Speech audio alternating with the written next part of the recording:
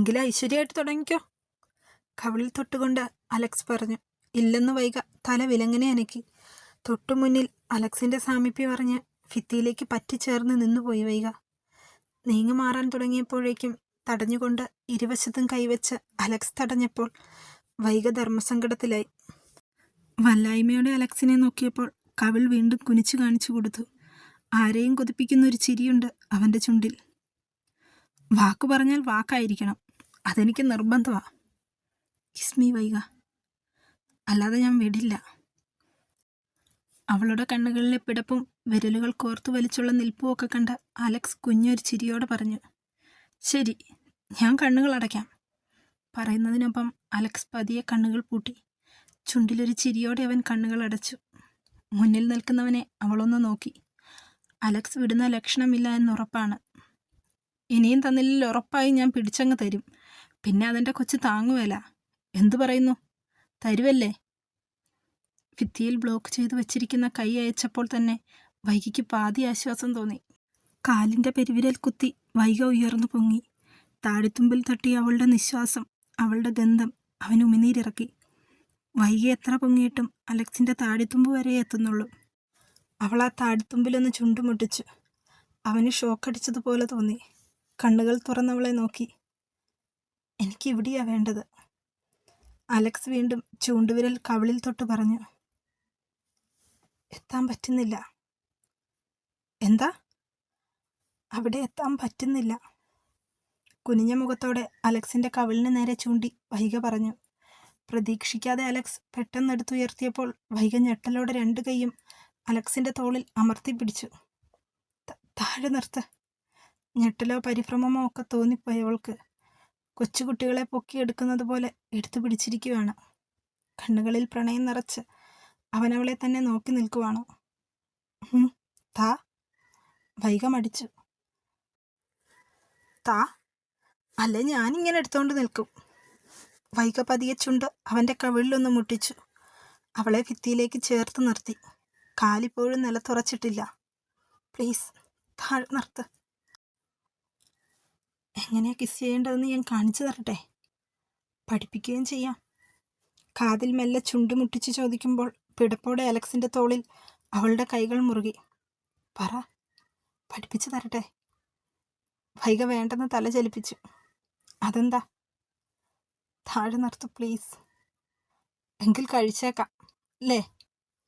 താഴേക്ക് നിർത്തിയപ്പോൾ ജീവൻ തിരിച്ചു കിട്ടിയതുപോലെ പുറത്തേക്കിറങ്ങാൻ തുടങ്ങിയവളുടെ കയ്യിൽ പിടിച്ചവൻ നിർത്തി.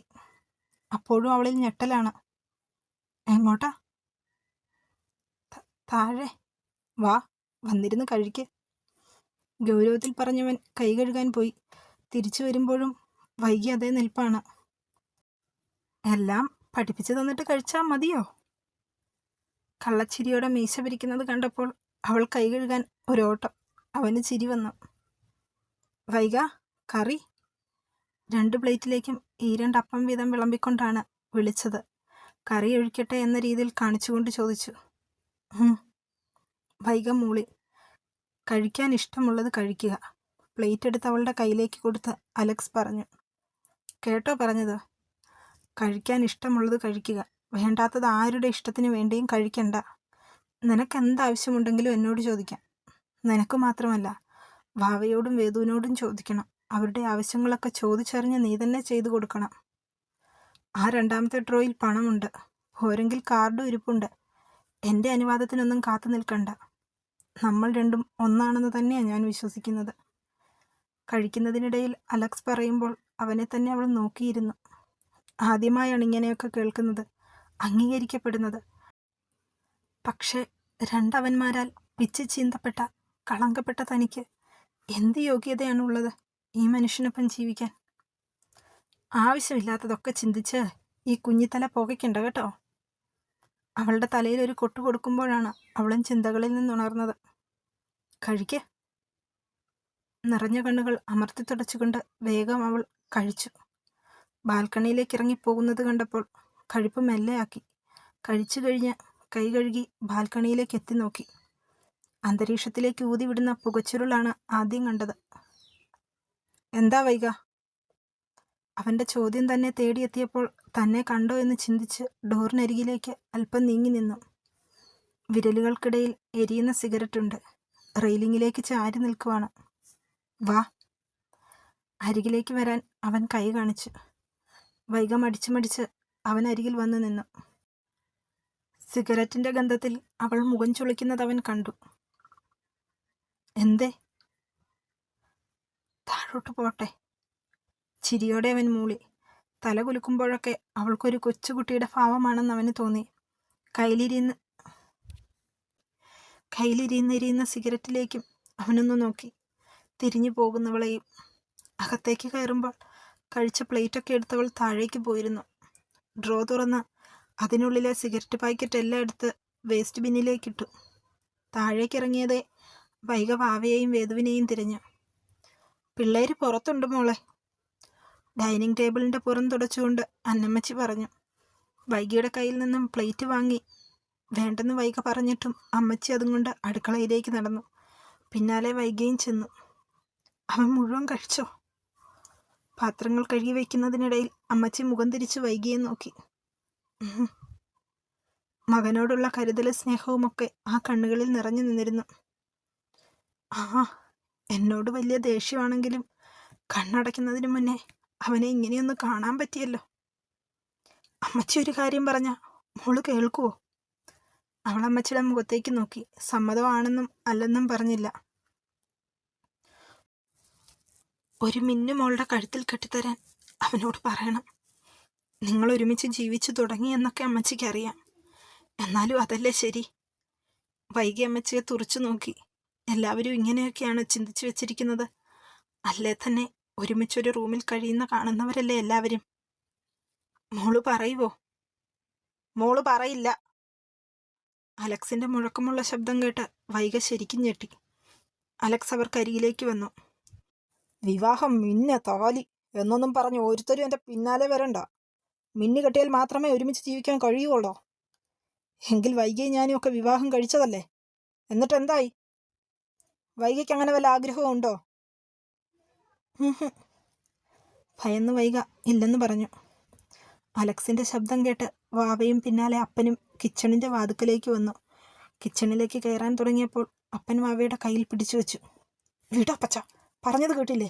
ഞാൻ സമ്മതിക്കില്ല. ഡി ബുത്തൂസേ, നമ്മൾ അവനെ പ്രകോപിപ്പിച്ചാൽ അവനൊട്ടും സമ്മതിക്കില്ല. വേറെ വഴിയുണ്ട്. എന്ത് വഴി? വാ.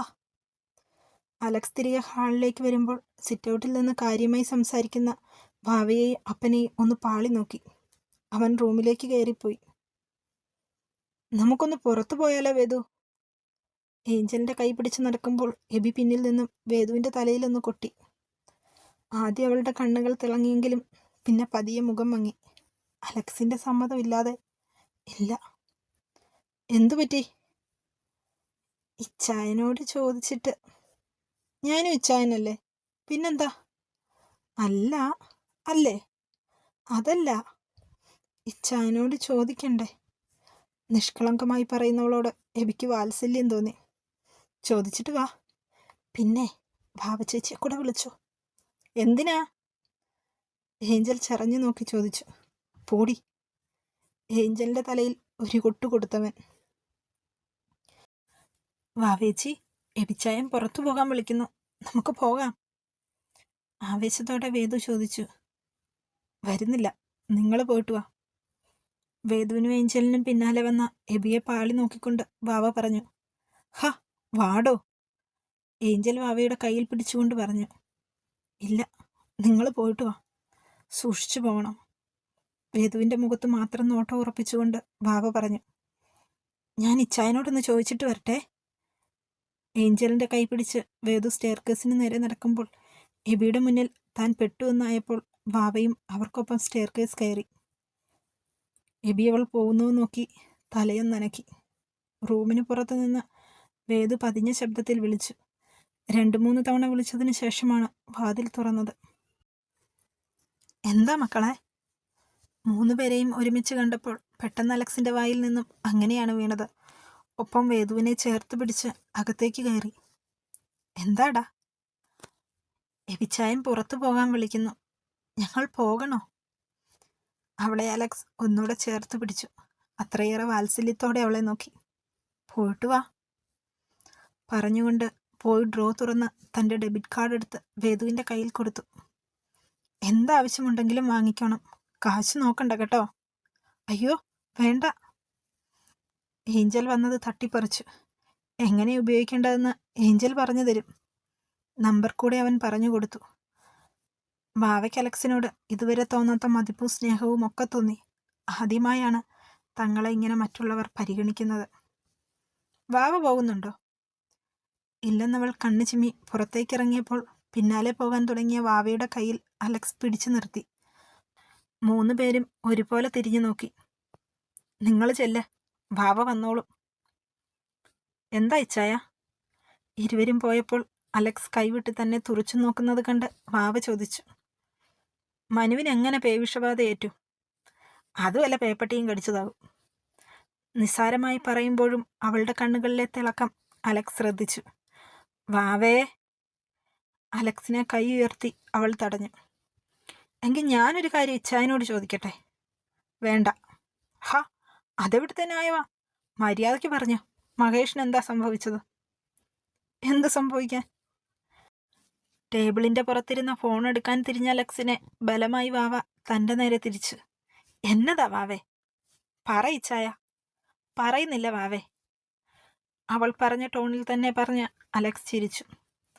സത്യമായിട്ടും എൻ്റെ കൊച്ചിനൊന്നും അറിയില്ല? ഇല്ലെന്നേ.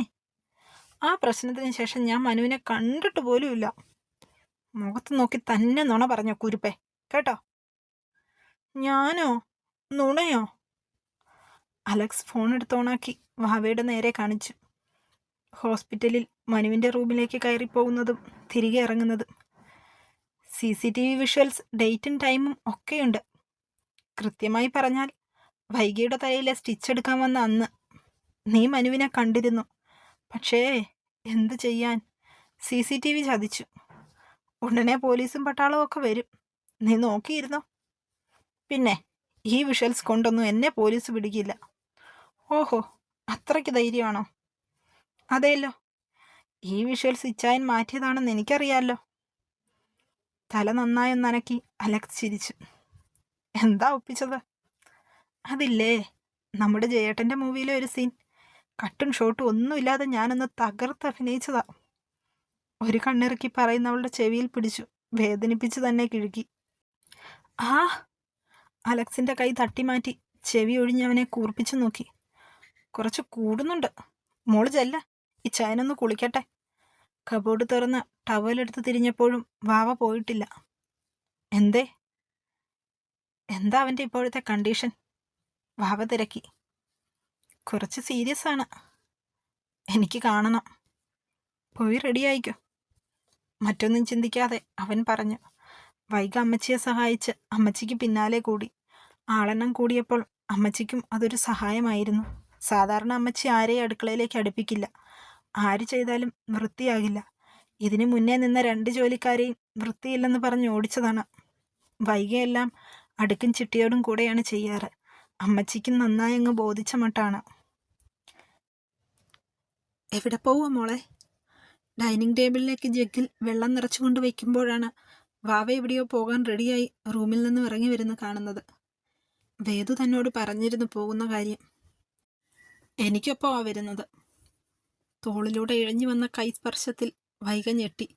കയ്യിലിരുന്ന ജഗ്ഗും വെള്ളവും ടേബിളിലേക്ക് മറിഞ്ഞു വീണു. വെപ്രാളത്തിൽ ടേബിളിൽ കിടന്ന തുണി കണ്ട് തുടച്ചു നീക്കുമ്പോൾ അലക്സ് വൈകിയെ പിടിച്ച് തൻ്റെ നേരെ തിരിച്ചു. പോയിട്ട് വരാം. സ്നേഹത്തോടെ അവളുടെ കവിളിലൊന്ന് തട്ടി. അലക്സിൻ്റെ കണ്ണുകളിൽ വൈകിയെ കാണുമ്പോൾ മാത്രം മറ്റൊരു ഭാവമാണ്. മറ്റാരെക്കാളും അധികം കെയറും സ്നേഹവും ഒക്കെ നിറഞ്ഞു നിൽക്കുന്നത് പോലെ. അമ്മച്ചിയും വാവയും നിൽക്കുന്നത് കൊണ്ട് വൈകിയുടെ മുഖത്തെ പരിഭ്രമം മനസ്സിലാക്കി തന്നെ അലക്സ് അവളെ ചേർത്ത് പിടിച്ച് കവിളിൽ അമർത്തിമുത്തിയ നിമിഷം വാവ മുഖം വെട്ടിച്ചു. ഇരുവരും പോയതിനു ശേഷം വൈഗ അമ്മച്ചിയെ ചമ്മലോടെ നോക്കി. വൈകിയുടെ ഭാവമൊക്കെ കാണുമ്പോൾ അമ്മച്ചിക്കും ചിരി വരും. ജോലിയൊക്കെ തീർത്ത് വൈഗ റൂമിലേക്ക് പോയി. എല്ലാം ഒന്ന് വൃത്തിയാക്കണം. ഈ റൂം മാത്രം ആകെ അലങ്കോലമാണ്. തിരമാലയ്ക്കൊപ്പം കളിച്ചു ചിരിച്ചോടുന്ന വേദുവിൻ്റെ സന്തോഷം നോക്കി മണൽപ്പരപ്പിൽ എബിയിരുന്നു. സെലിനും ഏഞ്ചലിനുമൊപ്പം കൈ പിടിച്ച് തീരം തൊടാൻ ഓടിയെടുക്കുന്ന തിരയെ ഓടിത്തോൽപ്പിക്കുകയാണ്. ഓടുന്നതിനിടയിൽ തിരമാല കാലിൽ തൊടുമ്പോൾ വീണ്ടും തിരയെ ഓടിത്തോൽപ്പിക്കാൻ ശ്രമിക്കും. ഓടിക്കരയിൽ വന്ന് നിന്നതിന് ശേഷം പിന്നാലെ വരുന്ന തിരമാല നോക്കി കൈകൊട്ടി ചിരിക്കുകയും ചെയ്യുന്നു. കൊച്ചുകുട്ടികൾക്ക് കാണില്ല ഇത്രയും കൗതുകം. പാർക്കിലും പോയി ഇഷ്ടമുള്ള ഫുഡൊക്കെ വാങ്ങിക്കൊടുത്തു. അവൾക്ക് ഇഷ്ടമുള്ള ഡ്രസ്സൊക്കെ എടുത്തു. പൊട്ട്, ചാന്ത, കൺമഷി അങ്ങനെ എല്ലാം എബി വാങ്ങിക്കൊടുത്തു. അലക്സും വാവയും ഹോസ്പിറ്റലിൽ ഒരു പ്രത്യേക റൂമിൽ കിടത്തിയിരിക്കുന്ന മനുവിനരികിലേക്ക് ചെല്ലുമ്പോൾ സെല്ലിലൂടെ നടന്ന് ബഹളം വയ്ക്കുന്നുണ്ടായിരുന്നു മനു. സെല്ലിനു മുന്നിൽ നിൽക്കുന്ന വാവയെയും അലക്സിനെയും കണ്ട് നാവ് പുറത്തേക്കിട്ട് നായ കിതയ്ക്കുന്ന ശബ്ദത്തോടെ പാഞ്ഞു വന്നപ്പോൾ അലക്സ് കൈരണ്ടും മാറിൽ കെട്ടി അണുവിട ചലിക്കാതെ നിന്നു. മനുവിന് പേവിഷബാധയാണെന്ന് തിരിച്ചറിഞ്ഞ നിമിഷം മുതൽ ചികിത്സ തുടങ്ങിയിരുന്നു. രാവിലെയും വൈകിട്ടും അവന് വാക്സിനുണ്ട്. ഡ്യൂട്ടി റൂമിൽ പോയി മെഡിസിൻ മാറ്റിവെച്ചത് അലക്സാണ്. ഗൂഢമായ അവൻ്റെ ചുണ്ടിലെ ചിരി കണ്ട് കിതച്ച് കിതച്ച് അഴിക്കുള്ളിലൂടെ കൈയിട്ട് പുറത്തേക്ക് നീട്ടിപ്പിടിക്കാൻ മനു കൈ ആഞ്ഞു. അലക്സിൻ്റെ കണ്ണിനരികിലൂടെ മനുവിൻ്റെ വിരൽ വീശി. ഇമ പോലും ചിമ്മാതെ അലക്സ് ആ നിൽപ്പ് തുടർന്നു. വീണ്ടും സെല്ലിനുള്ളിൽ കിടന്ന് ബഹളം വയ്ക്കുന്ന മനുവിൻ്റെ വായിലൂടെ നുരയും പതയും ഒഴുകി. ഒരു നായയെപ്പോലെ നാവ് നീട്ടി സെല്ലിലൂടെ ഓടി നടന്നു. അഴികളിൽ പിടിച്ച് കുലുക്കിക്കൊണ്ടിരുന്നു. വാവയ്ക്ക് മനുവിൻ്റെ അവസ്ഥ കണ്ട് വല്ലാത്തൊരാനന്ദമായിരുന്നു. പോകാം പറഞ്ഞിട്ട് മുന്നേ നടക്കുന്നവന് പിന്നാലെ നടന്നുകൊണ്ട് കൈ നെറ്റിയിൽ കൊണ്ടുവന്ന് ഗുഡ് ബൈ എന്ന് മനുവിനോട് വാവ പറഞ്ഞു. പുച്ഛത്തോടെ അവൾ ചുണ്ടുകൂട്ടി മുന്നോട്ട് നടന്നു. എന്തേലും കഴിക്കാം വാവേ? വലിയൊരു റെസ്റ്റോറൻറ്റിന് മുന്നിൽ കാർ നിർത്തി വാവയെ നോക്കി. തിടുക്കത്തിൽ വാവ ഡോർ തുറന്നിറങ്ങി. ഒരാനയെ തിന്നാനുള്ള വിശപ്പുണ്ട്. മുന്നിലിരിക്കുന്ന ഭക്ഷണം കണ്ട് വാവ പറഞ്ഞു. കഴിക്ക്. അവളുടെ നെറുകയിൽ മെല്ലെ തലോടിക്കൊണ്ട് അവൻ പറഞ്ഞു. കഴിച്ചു കഴിഞ്ഞ വാവയെയും കൂട്ടി ഒരു മുന്തിയ ടെക്സ്റ്റൈൽസിന് മുന്നിൽ കാർ നിർത്തി. അലക്സ് കാണിക്കുന്ന കരുതലും സ്നേഹവും ഒന്നും നിരസിക്കാൻ വാവയ്ക്ക് തോന്നിയില്ല. ആവശ്യമുള്ളതൊക്കെ എടുത്തോ. ഇച്ഛാൻ എടുത്തതാ. നീയല്ലേ വാവയെ ധരിക്കുന്നത്, നിന്റെ ഇഷ്ടം, പോയി എടുത്തോ, വില നോക്കണ്ട. വാവ 2 ചുരിദാർ എടുത്തു. 2 ജോഡി വീതം ഏഞ്ചലിനും സെല്ലിനും വേദുവിനും എടുത്തു. വൈകിക്ക് എടുക്കണ്ട. വാവ സാരി നോക്കിയപ്പോൾ അലക്സ് പറഞ്ഞു. മതിയോ? മതിയെന്ന് വാവ തലയനക്കി. അലക്സ് അവൻ്റെ ഇഷ്ടത്തിന് 2 സാരിയും 2 ചുരിദാറും കൂടെ വാങ്ങി. ഇതാർക്കയച്ചായ? അലക്സ് കണ്ണു ചിമ്മുക മാത്രം ചെയ്തു. എപ്പോഴും പറയുന്നത് തന്നെ, ലൈക്കും കമൻറ്റും സബ്സ്ക്രൈബും ഒക്കെ ചെയ്ത് സപ്പോർട്ട് ചെയ്യണേ.